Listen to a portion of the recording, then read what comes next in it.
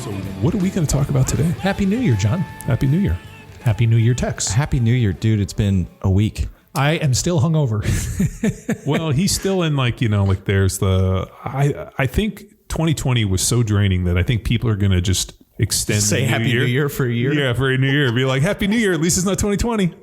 I bet you this will be a record. I'm going to have to talk to my booze boys. I bet you this is record-setting New Year's Eve booze purchasing. I did. Because things are going to be shut down. Like everything's going to grocery. So for those of you who are not aware of the booze industry, there's like liquor store, grocery, and bar. Like those are like the three. Well, I'm also talking specifically about Illinois because that's all I really know. But those are like the three branches of business in these. And then also in Illinois, like the unions have this. It's so crooked. Like booze is so crooked in Chicago. Shocker. No, yeah. But the point is, my buddy is in grocery. Would you say it's as crooked as a polling booth in Pennsylvania? Ooh, dun, dun, dun. Yes, probably more so, to be honest with you. Well, what's funny is when that whole thing came out about Philly, I'm like, I lived in Philly. I'm going to go with probably something shady went down, which is really the people in Philly's like greatest right. Like, hey, yeah, we did it shady because we're Philly and that's how we roll. Yeah. You got a problem with that? Yeah. You got a problem with that? Use guys. I'll meet you over at Tony Luke's. Anywho, John, I bet you the world record in America for grocery store alcohol sales and liquor store alcohol sales is this year, New Year's Eve. So my mom read an article. This is hilarious. My mom called me yesterday because she wanted to check to see, because she read an article that talked about like drinking has increased. Like in the modern age, I don't even know when this modern age, she's like in the modern age. And I'm like, well, what, like in the 1840s, they didn't drink a bunch. But she's like, since they've been kind of like monitoring this stuff, there's been more alcohol consumption happening within this last year than they've ever really recorded. That will happen. And so my mom wanted to know, like, how much are you guys drinking? And I'm like, none. Yeah. I'm like, but I mean, should we? I mean, yeah. I asked her, I'm like, it's 8 a.m. in California. Are you having a martini? She's like, no. Yeah, I guess we got to catch up with the times. The rookie numbers. We got to bump our numbers. Tesla's got a new tequila. Did you see this? Yeah, I did hear about Overcharging for, it's like worth one stock. Interesting. Huh. I saw that a couple weeks back that he did some micro batch. He moved out here to Texas. Yeah. They packed everything up. Well, ladies and gentlemen, Happy New Year to you all. I'm Luke. I'm John.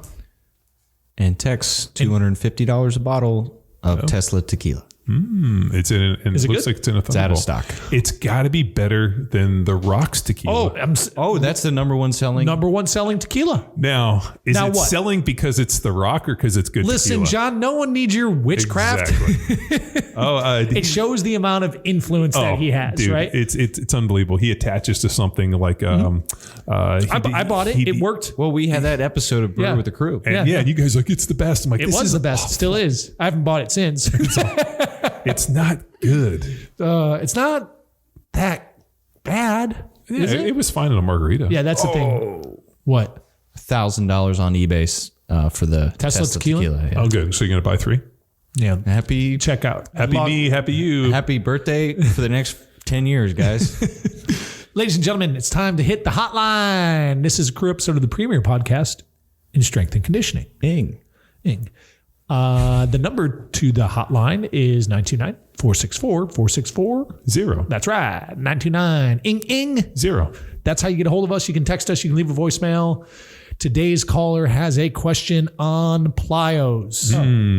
Bring it up. Fire it up. Here we go. John, Luke, Tex. Bonjour. Bonjour.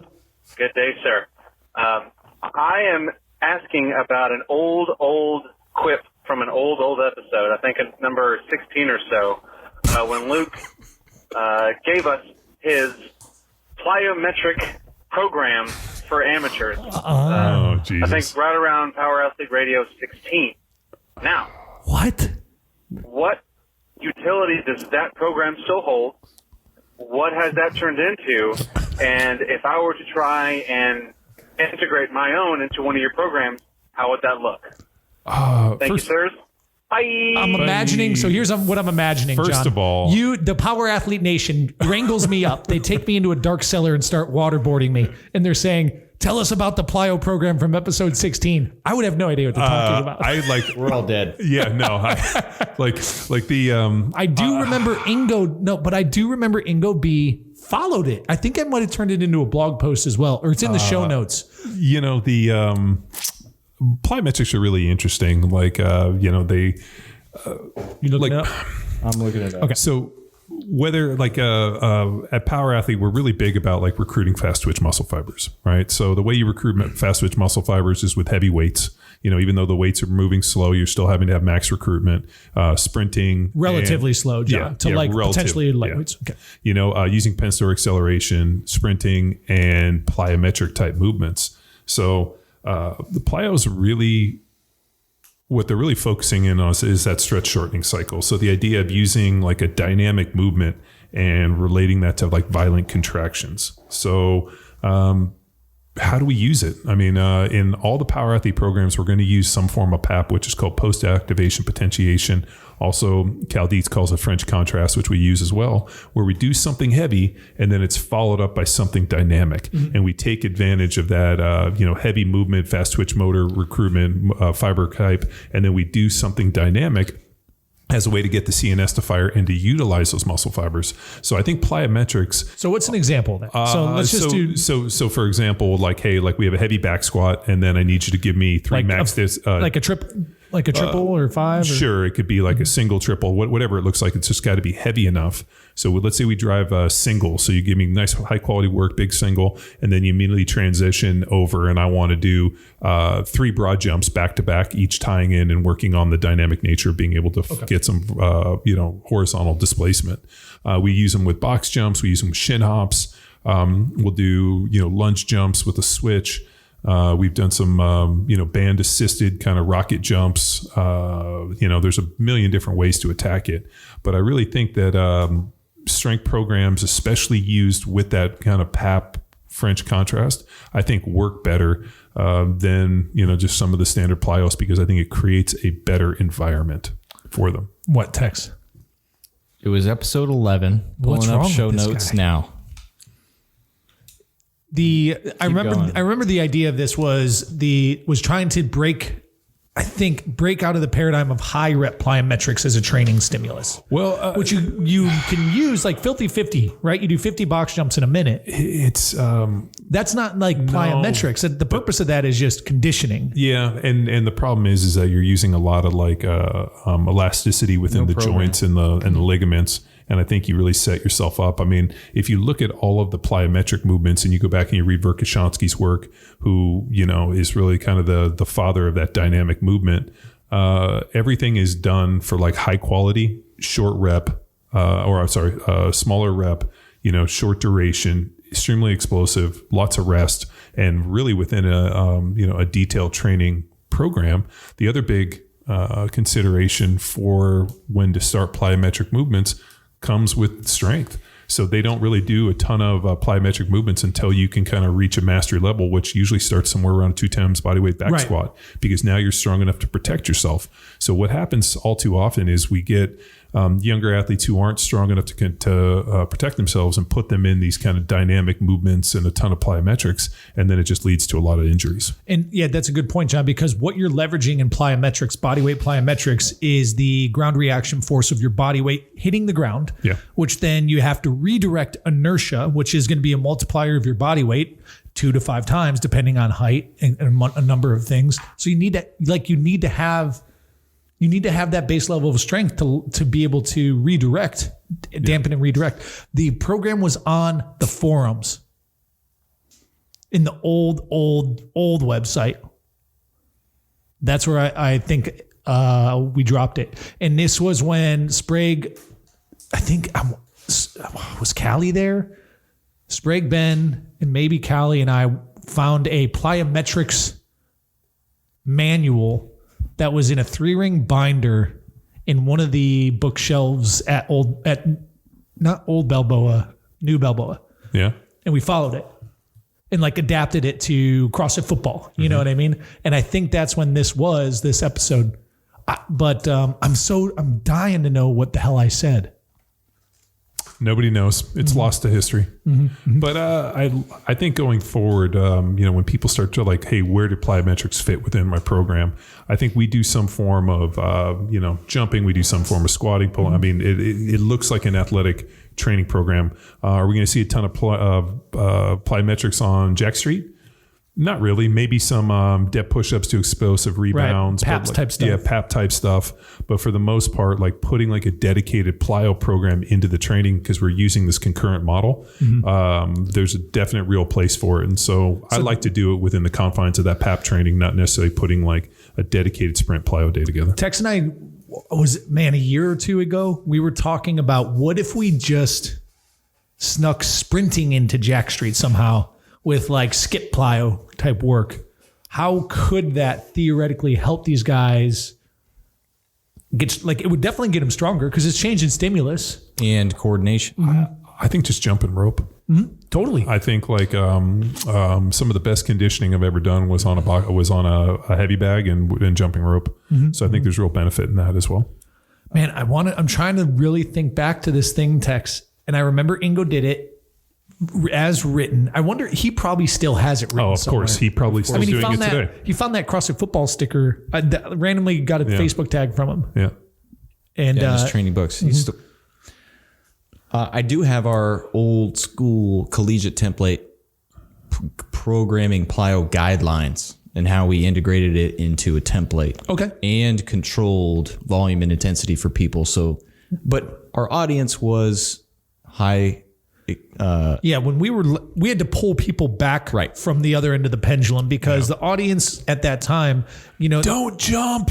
Within the CrossFit paradigm for a warm up. The box jump was either a 1RM or it was 100 reps. There was no but it was only a 1RM if you went to the explosive seminar. Exactly. So and then you just pay to watch. We just do had a max to. effort box We had jump. to put some safety. There was parameters in for folks because it was we could be getting homework assignments with box jumps that was like 5 rounds, 50 box jumps, 1RM squat, and you're just like, what? Programming's interesting. It's like, and I think you guys have seen it. If you never do the programming, it's like a chef that never eats their food. Like you don't really know whether or not, everybody leaves and everyone loves cilantro. Yeah. So they just throw it in. But I think with a lot of this stuff, man, especially the plyometric, what I found was the most detrimental thing to plyometrics is poor quality. So for example, if I squat something heavy and I'm not in good enough shape to be able to do something dynamic, it doesn't help me to do a poor job. So the more and more I get into the plyometric stuff, I start understanding that there's like a high neural component to executing the movement with perfection. So I think all too often when we saw a lot of the plyometrics or what would be dubbed plyometrics was more conditioning in the CrossFit circle, like the quality of the movement just wasn't very good. Because fatigue sets in. Yep. Yeah. And so the problem is you don't want to have fatigue and weakness be your limiting factors in plyometric movement. And the only time you're doing plyometric movements predominantly are under those things. Yeah. Now, there probably is efficacy in dosing the fatigue component, but I'm still not, I'm thinking of sprinting though, right? Not with plyometrics because it's just.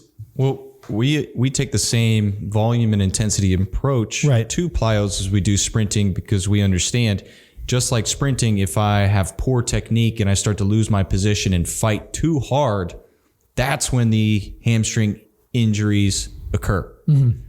Same with plyo, but it's a little bit higher risk because we are higher off the ground than our sprint technique. And rather than a hamstring pull or a tear, we're looking at a calf pull or tear or an Achilles rupture. Sure. So the risk is greater in plyo. Tex, what's the date on that podcast? The date on... I'm going to do a quick Gmail search to see if I can find this program. The date on that podcast, episode 11. I bet you there's a trash truck. Hold on. I closed it out. Oh, okay. Then never mind. I thought it was in front of you, man. Sorry to he's Googling. Google episode 11. Continue your thought.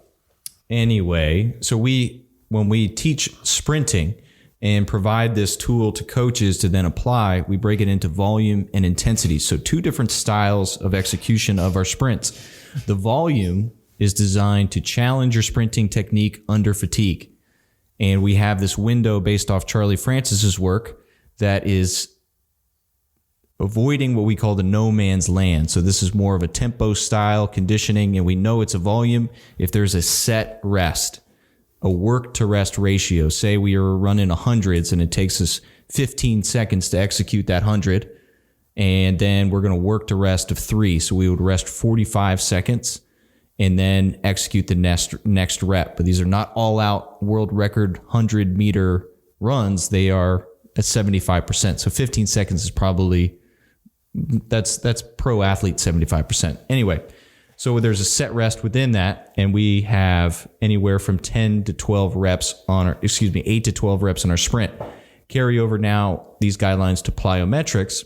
Our volume plyometrics, we have a total, so we cap now the total reps, just like our sprints, of 10 to 25 total reps in clusters and sets of 3 to 5.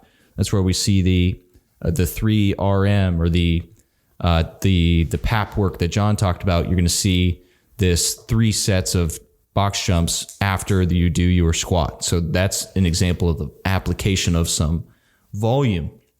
Now with our intensity sprints are standalone. We have a range of reps, 4 to 7 reps, meaning they're going to execute as many as they can that day that they're still moving fast. So if at rep 5 they slow down from rep 4, we're calling it a day.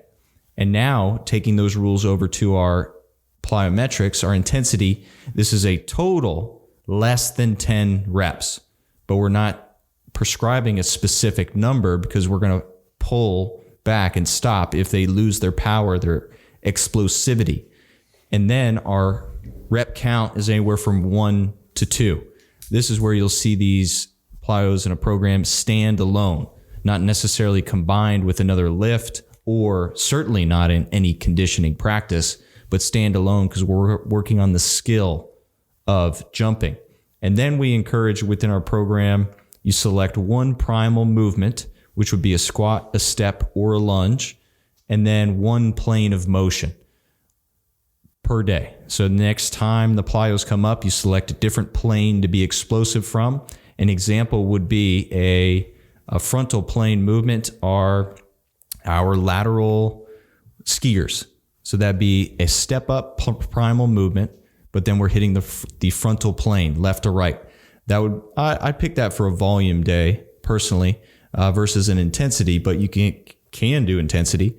And then the next time our plyos would come up, we would pick a X, which would be, think of a broad jump. And then I could choose the sagittal plane. So I'm going to jump as forward as I can. That'd be an example. So every time plyos come up, we're not overdoing it. We're selecting one lower body primal movement and one plane of motion in either volume or intensity. Pretty good. Asked and answered. Yeah. So that, but like, how many different plyo movements? Infinite. Are there? Yeah, I mean, you can do bilateral. There's, different we can do, let's see, bilateral, unilateral. You can do frontal plane, sagittal plane, transverse plane. We do a ton of stuff with the plyometric, especially with the med ball. Med balls are upper body plyos. We use a lot of, other movements. Those would be great volume, GPP variations. Type of stuff. So, and that would be an example.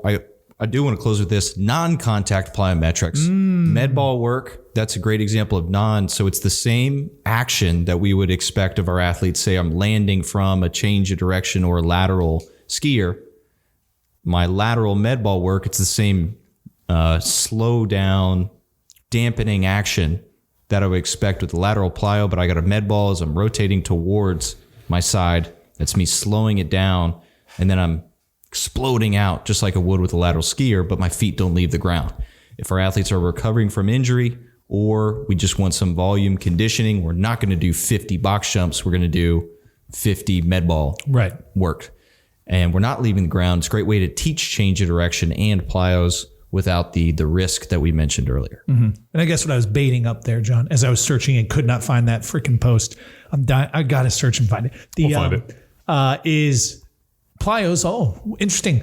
Plyos align with the primals and with the planes of motion and with the volume and intensity bands that you're talking about, Tex. And there's like, it's not as simple as, it can be as simple as just jumping around, but it can be as, it can have panache by really dialing in the patterns and planes and using those to determine volume, intensity, and dosing. Well, right? The biggest thing, especially with the plyometric movements, is like reducing foot contact time. You talked about it earlier, using that shortening cycle, as you go jump. And I think for a lot of times people think like box jumps are just kind of like the plyometric movement.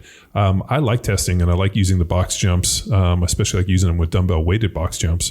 But, there's other ways you can do it too. Like I always like kind of the single leg Bulgarian split squat kind of jumps. Where you set up a dumbbell and you get to the bottom and you pop out and you try to get your foot off the ground and then load back into it. So, there's different ways to attack this thing. I think it just really comes down to the 3 Ps. Is it practical? Is it prudent? And is it purposeful? Yeah. Right. So we know the purpose, but is it practical? Can you do it? Is it prudent? Should you do it? And I think if you can just err on the side of those 3 Ps with the plyometrics, you'll be so farther along. Mm-hmm. If somebody's like, hey, we're going to do depth jumps by you jumping off of the roof, and you're either going to get faster or break your leg. Let them go first. Yeah, don't do it. Sign me up. There you have it, ladies and gentlemen. Plyos explained. Thanks for listening. That caller, thank you for listening since episode 11, dear Lord. He's been with us a long time. Yes. God bless you. Mm-hmm. And for many of the other listeners who've been here the whole long haul, thank you. Leave us a review. Tell your friends. Let's grow this bad boy. But that's all we have for today, ladies and gentlemen. If you have questions, we have answers. We do. The hotline is open. Tex, is it hot or cold out there? Depends on where you live. The hotline's hot, but it's cold. Yeah, it's going to rain. Ladies and gentlemen, 929-464-464. 0. 929-ING. 0. That's right. Give us a call. Leave us a message, and we'll get back to you. Bye. Now it's time for you to empower your performance. Head to powerathletehq.com/training to choose from a number of programs to meet your specific performance goals. And if you like to break a mental sweat too, visit academy.powerathletehq.com and become a real stakeholder in you or your athlete's success. Until next time, bye!